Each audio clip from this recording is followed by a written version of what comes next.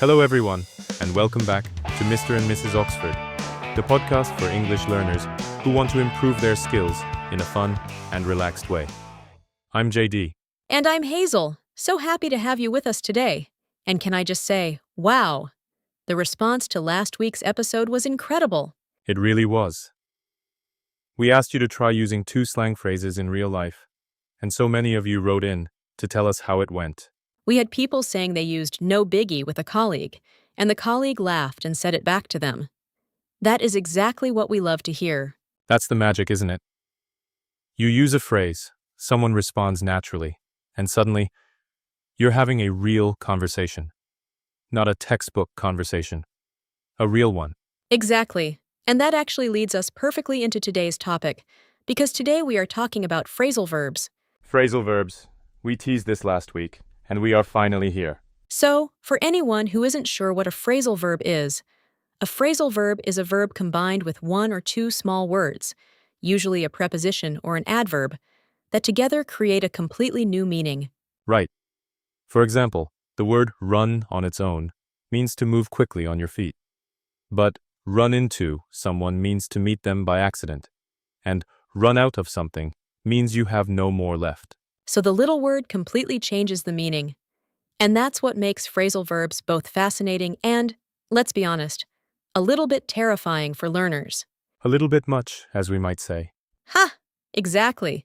But don't worry, we are going to break it all down for you, step by step. All right. Let's start with a verb that everyone knows. Give.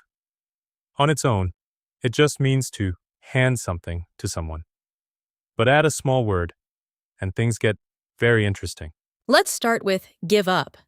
This is one of the most common phrasal verbs in English, and it means to stop doing something, usually because it's too hard. I tried to learn the guitar, but I gave up after 2 weeks. Or, don't give up, you're doing so well.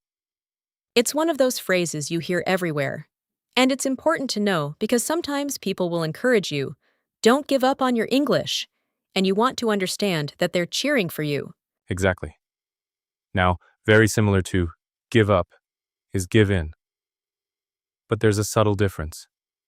Give in means to stop resisting. You surrender to pressure, or you let someone else win an argument. Right, like, my daughter wanted a puppy for years. We resisted, and finally, we just gave in. You gave in, and now you have a puppy. We have a very energetic puppy. But yes, give in is about accepting defeat in a gentle way. And then there's give away. This one has 2 meanings. The first is simple. To give something to someone for free. I gave away all my old books to the library. And the second meaning is to accidentally reveal a secret. He tried to look surprised at the party, but his smile gave it away. So his expression revealed the secret. It gave it away. 3 phrasal verbs, 1 base verb. See how much there is to explore? Okay, let's move on to another very common verb. Look, as in, to use your eyes. But look, combined with different words, becomes something much richer. First up, look after.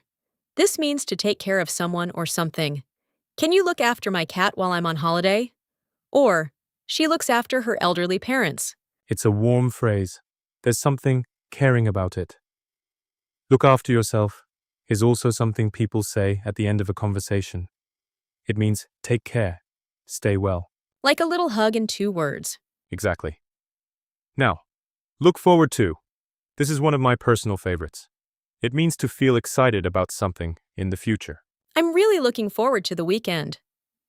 We're looking forward to your visit. And there's an important grammar point here.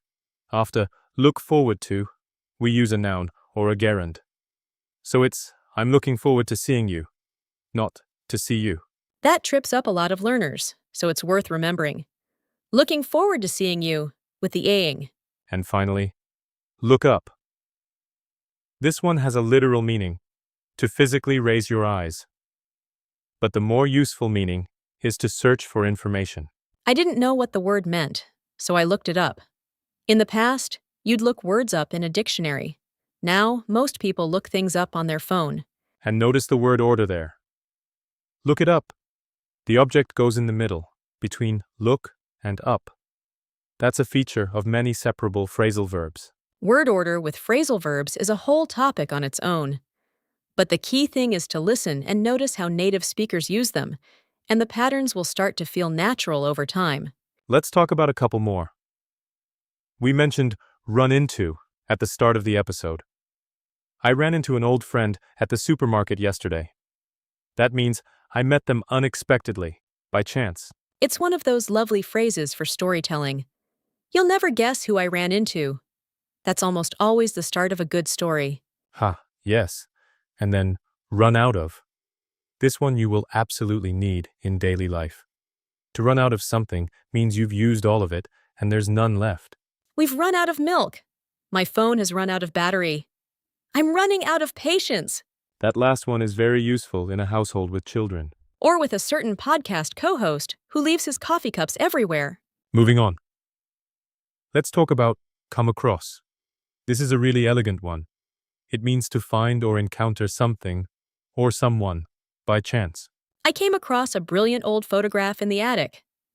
Or, I came across this podcast and I've been listening ever since. Come across can also describe the impression someone makes. She comes across as very confident. That means she gives the impression of being confident. So it works for things you discover and for the way a person seems to others. Very versatile. Phrasal verbs really are everywhere once you start noticing them. Okay, I want to take a moment here and speak directly to any listeners who might be feeling a bit overwhelmed right now. Please do, because I know phrasal verbs can feel like a mountain to climb. Here's the thing. You do not need to memorize hundreds of phrasal verbs before you can use them. In fact, the best way to learn them is exactly what JD mentioned earlier. Notice them in context. When you're watching a series, listening to a podcast, or reading something in English, and a phrasal verb comes up, pause. Think about what it might mean from the context. Then, if you're not sure, look it up. And write it down. Remember JD's notebook idea from episode 1? Keep collecting phrases you actually hear in real conversations. Not lists from grammar books. Real ones. Because give up in a sentence you heard from a character you love will stick in your memory far better than give up on a vocabulary list. Exactly. Your brain is already doing so much of the hard work when you listen. Trust it. And one more thing. Don't be afraid to use phrasal verbs when you speak, even if you're not sure you're using them perfectly. A small mistake with a phrasal verb is completely fine. No biggie, as we would say. No biggie at all. Using them is how you learn them. Right, let's do our quick recap. Today's phrasal verbs. Give up. To stop trying. Give in. To surrender or accept defeat. Give away. To give something for free or to accidentally reveal a secret. Look after. To take care of someone. Look forward to. To feel excited about something in the future. Look up. To search for information. Run into. To meet someone by chance. Run out of. To have no more of something left. And come across. To find something unexpectedly or to make a certain impression on others. That's 9 phrasal verbs, all of them incredibly common, and all of them useful in everyday conversation. Okay, challenge time. And this week, we're keeping it very manageable. Your challenge is to pick just 2 of the phrasal verbs from today's episode. Just 2. And listen out for them this week. In a podcast, a show, a song, a conversation. Anywhere. And when you hear one, notice it.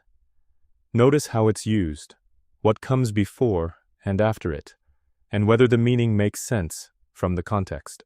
Then, bonus points. Try to use one of them yourself. Slip it into a real conversation or practice it out loud at home while you're making dinner. I've run out of ideas for what to cook. I'm really looking forward to the weekend. It doesn't have to be complicated. Just get the phrase into your mouth and make it feel comfortable. And as always, tell us how it goes in the comments. We are cheering for you from over here. Before we let you go, a huge thank you to everyone who has been leaving comments and suggestions. We genuinely read every single one, and they make a real difference to how we shape the show. Someone wrote in last week to say they'd finally had their first full conversation in English at work, and they wanted to say thank you. That made our day. It really did. That's exactly why we do this. So keep writing, keep sharing, and know that we hear you.